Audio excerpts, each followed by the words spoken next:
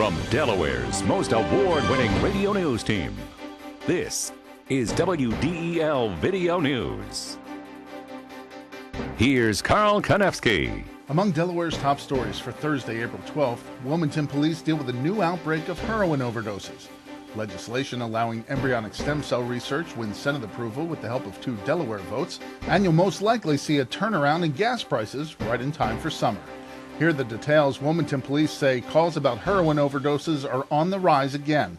On April 6th, a person was found unconscious in the 2100 block of Washington Street, needing to be revived by paramedics. In 2 other cases, a label reading "Most Wanted" was discovered on packages of heroin. Last year, Wilmington experienced a surge of heroin overdoses and several deaths from heroin laced with a powerful narcotic, fentanyl. Delaware State Police are looking for a Maryland woman accused of prescription drug fraud.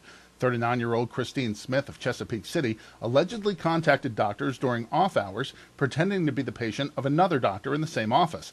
Police say she would then ask for the doctor to provide a prescription for narcotics. The Senate approved a bill to open up federal funding for research involving human embryonic stem cells.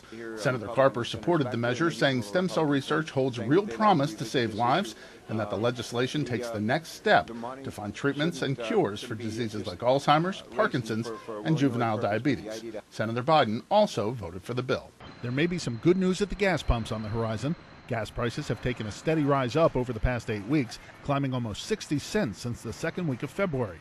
But Kathy Rossi with AAA Mid-Atlantic says after prices sneak up a little bit more, summer travelers are in for a treat. We should see prices come down before Memorial Day. The prices that we're likely to be paying over the summer are going to be less. Right now, we're going to see prices edge up a little bit before they come down. Rossi says despite more increases, she doesn't expect to see prices in Delaware top the $3 a gallon mark like they have in California, Nevada, Hawaii, Oregon, and Washington. While looking for an exit from Iraq, Senator Biden calls for more military force in the Sudan. WDEL News continues in a moment. Looking to gain an edge in the technology or design field? Wilmington College's Division of Information Technology and Advanced Communications offers state-of-the-art facilities equipped with the latest tools. Did you know that Wilmington College has been preparing students for careers in media arts and technology over the past 7 years? Enjoy hands-on experience and personal attention from instructors drawn straight from the industry. To learn more, visit wilmcol.edu. Wilmington College. Achieve balance, achieve success. A second police veteran has testified that Wilmington officers should not have used deadly force in a fatal confrontation with a bear man.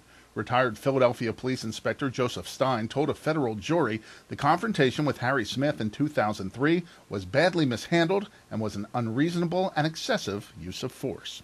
Senator Biden says it's time to use military force to end the suffering in the Darfur region of Sudan. Biden, chair of the Senate Foreign Relations Committee, says it's a moral imperative. Biden says senior U.S. military officials have told him that 2,500 U.S. troops could radically change the situation on the ground. Current plans calls for a hybrid force of 22,000 African nation and UN peacekeepers to be deployed to Darfur, charged with providing relief for 2.5 million people who've been forced from their homes and confined to camps. Delaware will feel some of the pain from the 17,000 job cuts by Citigroup. Officials say about 90 of the 1,800 people employed in Delaware will lose their jobs. Citigroup hopes the reorganization will help it save $2.1 billion this year and more than double that in 2009. A local mother fights to keep other families from the horror she faced, losing her daughter to cancer.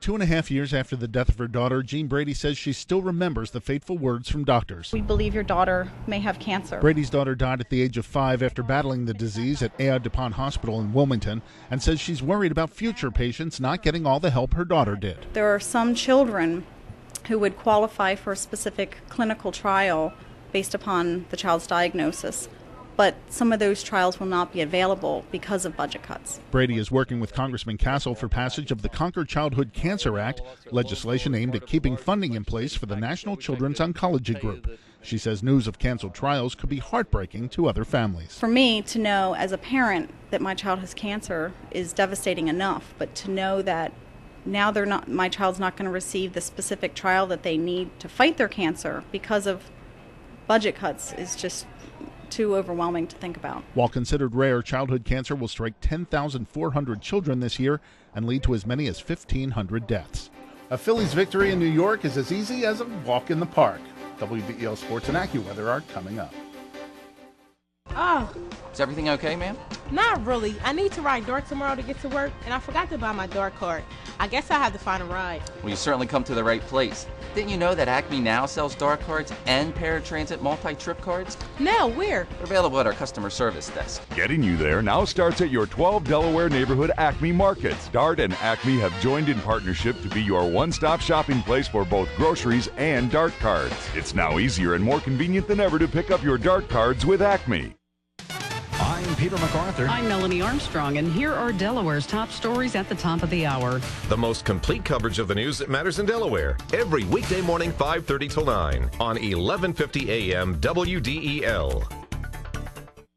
In WDEL Sports, the Phillies capitalized on a pair of walks and a hit batsman to down the Mets 5-2 last night at Shea Stadium.